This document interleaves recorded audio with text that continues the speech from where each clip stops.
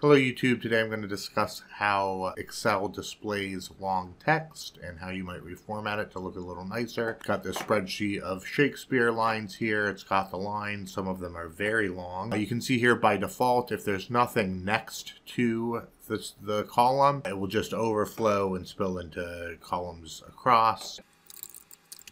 So if there is something next to it, you can see now it's cut off. Even if it's not always the nicest way to look at things. So what we can do is we can reformat this a little bit to make it display a little nicer. So to do that, I'm going to start by clicking in the corner to select my whole sheet.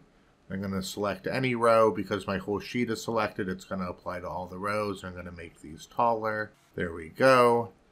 Okay, now I'm going to select this column. I'm going to make it a little wider too. Now that it's wider, I'm going to right click on it. Go to Format Cells.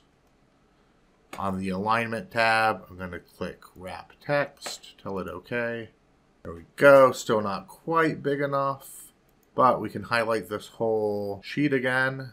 Go up here, I'm going to go to between my columns, go to between any two columns until my cursor turns into that little crosshairs, and I'm going to double click. Going to maximize the width of every column. There we go. Looks a little bit nicer. You can play around, fine tune the formatting, but that's the long and the short of it.